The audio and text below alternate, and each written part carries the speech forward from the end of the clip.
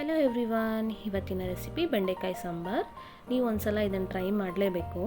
ಇದಕ್ಕೆ ಏನೇನು ಬೇಕಾಗುತ್ತೆ ಅಂದರೆ ಸ್ವಲ್ಪ ಬೆಂಡೆಕಾಯಿ, ಕಾಯಿ ತುರಿ, ಒಂದು ಈರುಳ್ಳಿ, ಒಂದು ಟೊಮೊಟೊ, ಒಂದು 5-6 ಹಸಿಮೆಣಸಿನ್ಕಾಯಿ ತೊಗೊಂಡಿದ್ದೀನಿ. ಈಗ ಒಂದು ಸ್ಟವ್ ಆನ್ ಮಾಡಿಕೊಂಡು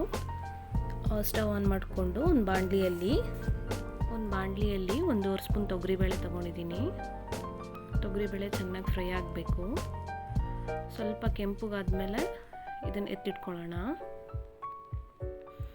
ತೊಗರಿಬೇಳೆ ಆಗಿದೆ. ನಂತರ ಒಂದು 5-6 ಹಸಿಮೆಣಸಿನ್ಕಾಯಿ ಹಾಕಿ ಫ್ರೈ ಮಾಡ್ಕೊಳ್ಳೋಣ.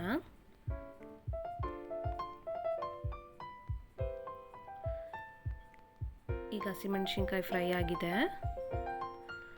ನಂತರ ಇಲ್ಲಿ ತೊಳೆದು ಒರೆಸಿ ಒಂದು ಅರ್ಧ ಇಂಚಷ್ಟು ಎಲ್ಲ ಕಟ್ ಮಾಡ್ಕೊಂಡಿದ್ದೀನಿ ಬೆಂಡೆಕಾಯಿನ. ಈಗ 1 ಸ್ಪೂನ್ ಎಣ್ಣೆ ಹಾಕ್ಬಿಟ್ಟು ಫ್ರೈ ಮಾಡ್ಕೊಳ್ಳೋಣ.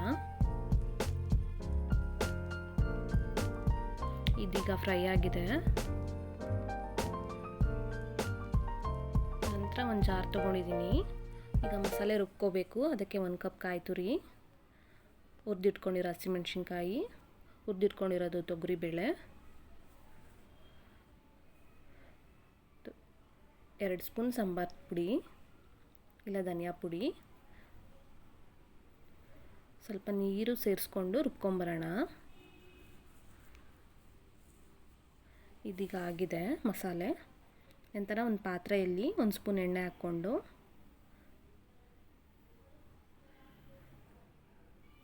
ಒಂದು ಸ್ಪೂನ್ ಸಾಸಿವೆ, 1 ಸ್ಪೂನ್ ಜೀರಿಗೆ, ಸ್ವಲ್ಪ ಕರಿಬೇವು, 1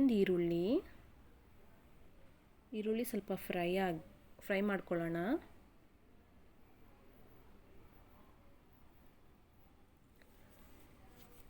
ಸ್ವಲ್ಪ ಅರಿಶಿನ ಸೇರಿಸ್ಕೊತಾ ಇದ್ದೀನಿ. ಈರುಳ್ಳಿ ಫ್ರೈ ಆದಮೇಲೆ ಹಚ್ಚಿಟ್ಕೊಂಡಿರೋ ಟೊಮೊಟೊ ಫ್ರೈ ಮಾಡೋಣ. ಟೊಮೊಟೊ ಫ್ರೈ ಆಗಿದೆ. ಈಗ ರುಬ್ಬಿರೋದು ಮಸಾಲೆ ಹಾಕೋಣ.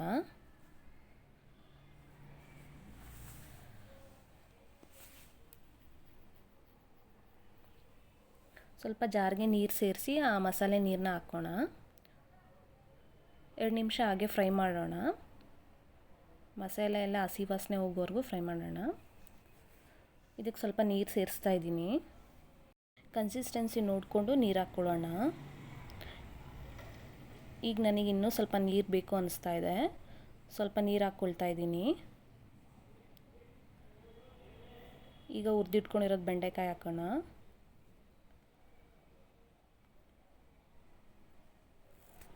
ರುಚಿಗೆ ತಕ್ಕಷ್ಟು ಉಪ್ಪು, ಸ್ವಲ್ಪ ಹುಣಸೆ ರಸ,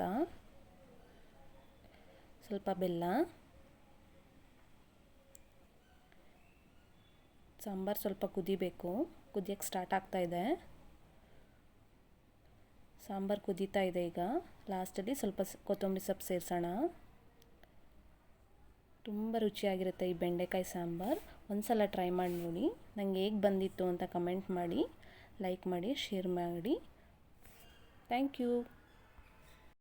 ಅನ್ನದ ಜೊತೆ, ಮುದ್ದೆ ಜೊತೆ ತುಪ್ಪ ಹಾಕ್ಕೊಂಡು ತಿಂದರೆ ತುಂಬ ರುಚಿಯಾಗಿರುತ್ತೆ. Thank you.